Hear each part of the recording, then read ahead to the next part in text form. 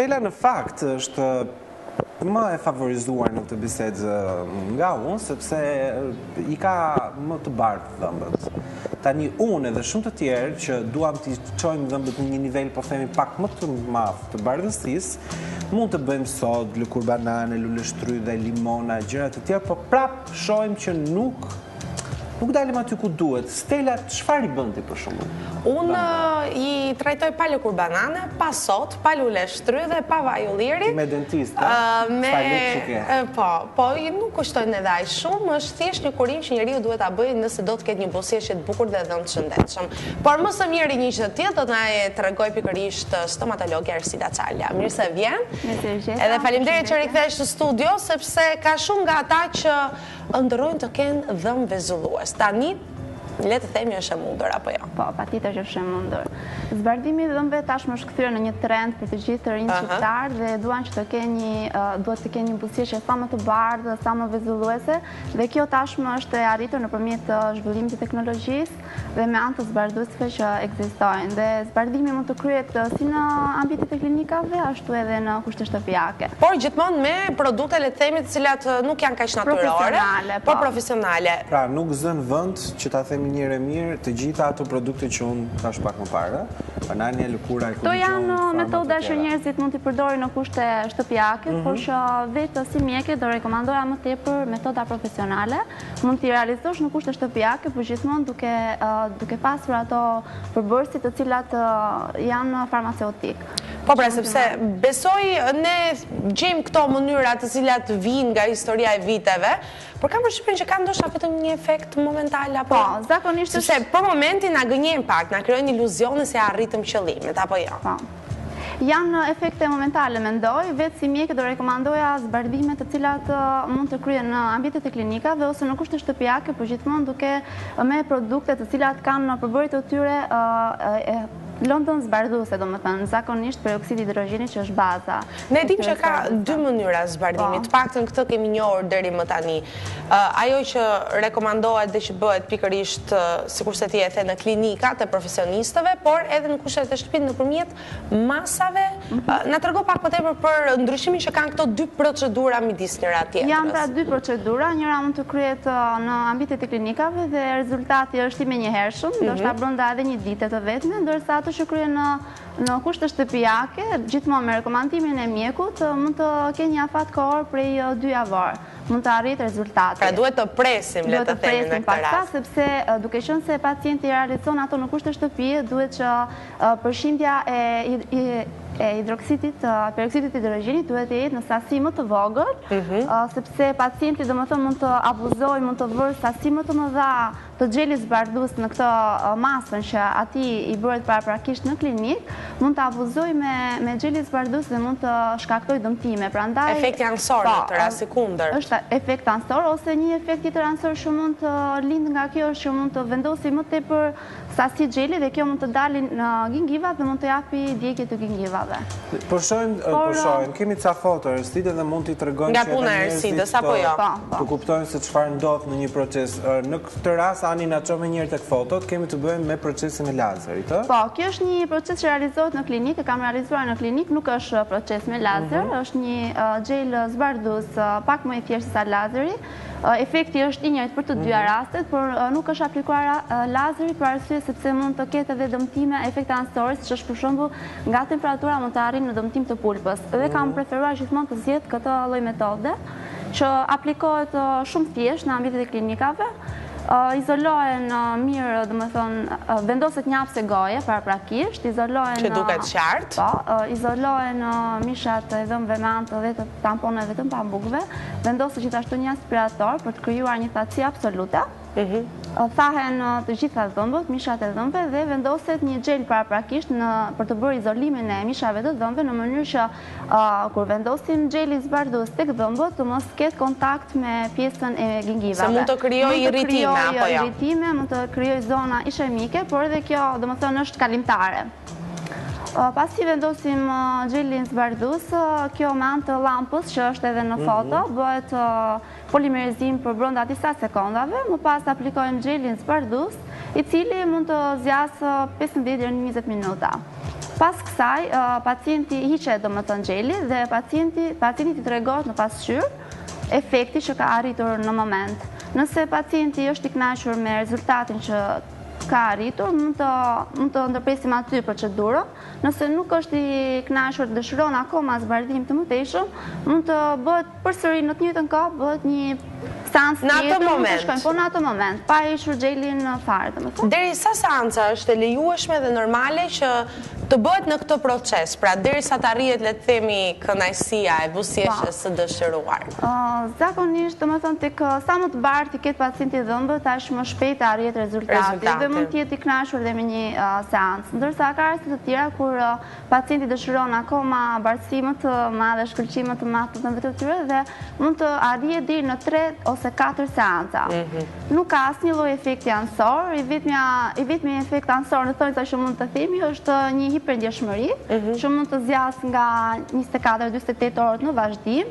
Mirëpo dhe kjo ka një zgjidhje sepse tashmë domethënë produktet gjelat zbardhus kanë një përbërës brenda që ndikon në neutralizimin e ndjeshmërisë. Por paraprakisht vetë aplikoj në klinikën time një densibilizues që aplikohet para procedurës së zbardhimit të dhëmbëve në mënyrë që pacienti mos ndjej. Dhe pasi është arritur rezultati që pacienti dëshiron, pasi kemi bërë 1, 2 apo 3 seanca të zbardhimit, aplikohet një gel fluor në mënyrë që ndjeshmëria të eliminohet. Pra ka disa teknika që në një farë mënyrë këtë proces e bëjnë të pandjeshëm dhe me rezultatin e dëshiruar. Nuk ka absolutisht asnjë lloj tjetër efekti ansor. Përkundrazi, efekti tjetër ka një efekt pozitiv sepse ndikon nuk lejon zhvillimin e mëtejshëm të proceseve karioze, e ndërpret paksa. Pra ka efekt të dyfisht, jo vetëm atë që ne shohim vizivin apo jo, por edhe në mirëqendjen e dhëmbëve. Mund ta bëj kushdo erësit këtë zbardhje? Nuk ka kriteret e veta, nuk mund ta bëj kushdo, ndaj dhe si në kushte shtëpiake që mund ta bëj një pacient, ashtu sikurse edhe në klinik paraprakisht duhet të bëj një konsult me mjekun e tij stomatolog në mënyrë që të shikohet gjendja e përgjithshme e dhëmbëve të tij. Duhet parë mosha e pacientit, duhet pyetur pacientin nëse është femër, domethënë, a është azan, a është në periudhën pas tazanisë, ku është duke i dhënë gjithë fëmijës, duhet kemi disa kritere. Gjithashtu nuk lejohet për shembull në rastet kur pacienti ka ndjeshmëri të lartë të dhëmbëve, kur ka abrasion, në rastet kur pacienti ka paradontoz, probleme me mishat e dhëmbëve. Gjithashtu shikohet pjesa e mishave të dhëmbëve, anët të asaruara apo janë të shëndetshme.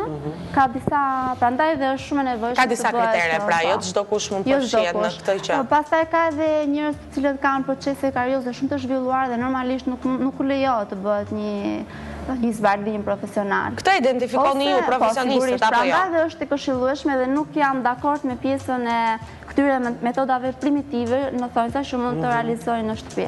Për shkak se në vend që të arrijë një rezultat të mirë, mund të dëmtojë, mund të agravojë më tepër. Një nga metodat më të shpeshta që mund të përdorin njerëzit në shtëpi është ajo me sodën e bukës. Në fakt është ndoshta edhe nga stomatologët të tjerë që vën alarmin që kjo gjë nuk duhet përdorur sepse përveç se prish punë, gryen dhëmbin, e bën atë të ndjeshëm, nuk bën asnjë gjë tjetër. Është e vërtetë? Tani, më tepër jemi fokusuar tek pjesa, kemi studiuar pjesën me produkte profesionale dhe nuk jam shumë... Do me thënë këto janë të papërfillshme dhe nuk duhet të përdoren kurse më e këshillueshme do ishte që në vend të një pastë normale pacienti të përdorte një pastë me përshindje zbardhimi, se sa të përdorur këto element primitiv që janë përdorur diku. Sepse mund të çojnë në dëmtim në kryerje të smaltit më tepër. Në fakt folëm edhe për teknikën tjetër, sërish me produkte le të themi farmaceutike, por që realizohet në një kohë më të gjatë në kushtet e shtëpisë. Si është kjo teknikë? Këto lloj produktesh ka produkte të cilat i kanë në vete disa lugë individuale që pacienti mund t'i përdorë në shtëpi, por ka edhe nga ato që duhet t'i bëjnë në klinika, merret masa dhe bëhet punimi në laboratori këtyre lugëve individuale dhe merret gjeli, vendoset në formë ku janë vendet e dhëmbëve, vendoset në këtë lugë individuale dhe vendoset në gojë. Në një mas të përcaktuar, apo jo? Në mas të përcaktuar dhe me minutazh të përcaktuar. Minutazhi fillon nga gjysore, 45 minuta, por ka edhe nga ato që mund të mbahen dhe gjatë natës, dhe kjo në varësi të përqindjes zbardusit, të peroksidit të hidrogenit. Sepse nëse sa më i lartë të jetë baza e zbardusit, e peroksidit të hidrogenit, aq më e vogël duhet të jetë koha e mbajtjes. Rezultati mund të arrihet në një periudhë 2 javore, kur bëhet në kushte shtëpiake. Edhe në këtë rast duhet që ju të konfirmoni nëse mund të bëhet apo jo. Sigurisht. Sepse ka pacientë të cilët mund të kenë dhëmb të mbushur apo dhëmb artificial në fasadë, në pjesën e dhëmbëve frontal, dhe këto sigurisht nuk do të ndikojë zbardhimit e këto dhëmb.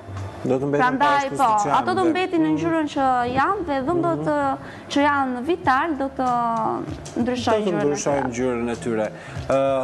Çfarë na këshillon? Është më mirë që ta bëjmë në klinik një zbardhim apo në shtëpi? Të dyja janë të këshillueshme, varet nga dëshira që ka pacienti, rezultati është i njëjtë. Varet nga dëshira e pacientit. Por që sigurisht që duhet vendosur nga ju. Do ta këshilloja në ambientet e klinikave për arsye se pacienti sado të përpiqet ta bëjë në mënyrën e duhur, mund të arrijë dhe të dëmtojë gingivat për arsye se xheli mund të dalë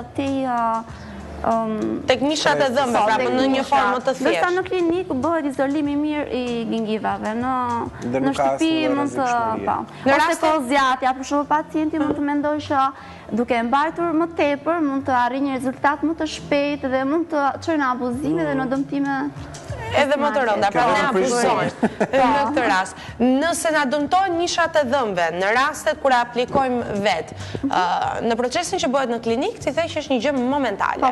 Në rastin e kushteve të shtëpisë, njëjta gjë është apo mund të lë dëm edhe më gjatë? Mund të shkaktojë dëm edhe më të mëdha, varet domethënë pacienti a parashitet më një herë tek klinika, tek mjeku i tij për të konsultuar apo vazhdon vazhdoj akoma zbardimin e tij dhe xheli të vazhdoj të dëmtoj gingiva. Varet sa i ndërgjegjshëm është pacienti. Cila është mosha më e re që mund të bëj këtë zbardim? Do të thënë, çfarë moshe fillon? Ka limite, nuk duhet çdo kush mund të dëshironte, por ka limitet e saj. Tani, domethënë, mund të bëjnë nga mosha mbi 16 vjeç ose mbi 18 vjeç. Do me thënë lejohet edhe në periudhën e adoleshencës. Nga 16 edhe në vazhdim. Ndërkohë, nga puna jote konkrete, cilat janë moshat të cilat ka një lloj ndërgjegjësimi për kujdes më të madh të dhëmbëve dhe që duan realisht të kenë një buzëqeshje vezulluese si sistemin nervor. Zakonisht janë moshat e reja sigurisht sepse edhe informacionin e kanë më të madh, normalisht ato janë pacientë që kërkojnë. Edhe krijon një lloj impakti në pjesën më të madhe të rasteve. Sa në mënyrë periodike ne mund ta bëjmë këtë proces? Do të thënë, erdhëm një herë tek ju, arritëm zbardhjen perfekte, ka nevojë më ta përsërisim pas një periudhe kohë? Po, nuk është e përjetshme normalisht. Zakonisht zbardhimi i dhëmbëve, domethënë rezultati është arrin një afat, kjo varet shumë nga pacienti, sa i kujdesshëm është ai, por zakonisht janë nga 6 muaj deri në 2 deri në 3 vjet. Ne kemi dhëmbët sikur ti kishim bërë si ditën e parë, po themi. Po, varet shumë nga pacienti, sepse pacienti mund të arrijë një rezultat shumë të kënaqshëm në ambientet e klinikave, por nëse ai nuk kujdeset e ndërpret aty çdo kujdes vetjak, normalisht që do filloj të marri ngjyrën e mëparshme. Çfarë ndikon? Se ngacmova një pjesë shumë interesante. Pasi bëm zbardimin, nga se duhet të ruhemi më pas? Ka një periudhë kohore. Mos të futet kjo tema se është e tmeshme. Jo, ndoshta ushqimet të ndikojnë. Unë kafja, macchiato, cigare, vera, alkooli edhe këto tjerat prishin punë. Ne se kemi këto probleme, kështu që jemi rarë. Po themi nga 18 deri në 35-40 e kanë të rëndësishme këtë pjesë. Pastaj ushqimet letë mungojnë, s'ka problem. Është kështu se çdo kjo është e vërtet, po Klevi pas ka dozar informacion. Është e vërtet, pasi bëhet zbardimi i dhëmbëve ose duhet pas kësaj duhet një kujdes shumë i madh nga pacienti, duhet të përdori pasta zbarduese, të cilat ruajnë jetëgjatësinë e zbardimit, duhet të ketë një higienë shumë të mirë nga ana e pacientit, duhet të eliminohet, sepse nuk mund të themi që ai do t'i duhet të uli dozën e përdorim të disa pijeve si që janë pije ngjyrëse Coca-Cola, në përgjithësi apo le të themi një javë mbrapa bërës aplikime? Është pak sa më e rrep, domethënë që duhet me domosdoshmëri. Duani duhet eliminuar domosdoshmërisht, kafeja, të gjitha këto, më vonë pastaj duhen përdor, por në doza më të vogla sepse ndikojnë në çngjyrosin e dhëmbit. Janë produkte që ndikojnë, janë kafeja, është çaj, është vera e kuqe, është duhani, edhe të tjera ushqime me që kanë pigment, kanë ngjyrë. Duhet të ndryshojmë dhe pak stilin e jetës, pra nëse doni dhëmë të bukur, nuk është edhe kaq e lehtë. Personat të cilët arrin të bëjnë një zbardhje të dhëmbëve, mund të çojë kjo deri në lënien e duhanit, për arsye sepse i trëmben rikthimit të ngjyrës më parshme. Ka patur raste të tilla? Po. Sapo patëm 50% të njerëzve që menduan ta bëjnë zbardhjen e dhëmbëve. E lan tani.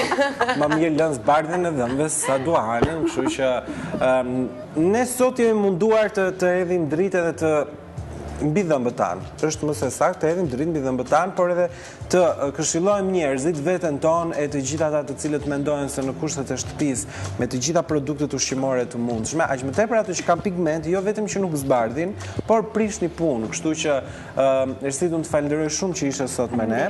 Do të ftojmë pra për çështje të tjera. Se ka një sër probleme për Ne shkojmë tek zhëja, direkt tek zbardhja, pa folur për gjingjivat, për dhëmbët e prishur e të tjera probleme si këto, po kjo na pëlqeu, na duk si më. Le ta nisim nga gjërat e bukura për të përfunduar tek problemet. Faleminderit edhe punë të mbarë, Ersida. Mirë, kështu do ta mbyllim edhe ne këtë transmetim të ditës së sotme. Do të jemi në fakt tani në një insert shumë interesant, i cili do të na udhëtojë nëpër botë. Qytetet më të ndriçuara në botë do të vinë në këtë material fundi, ndërkohë ne rikthehemi me One Morning nesër në orën 8. Mirë takofshim.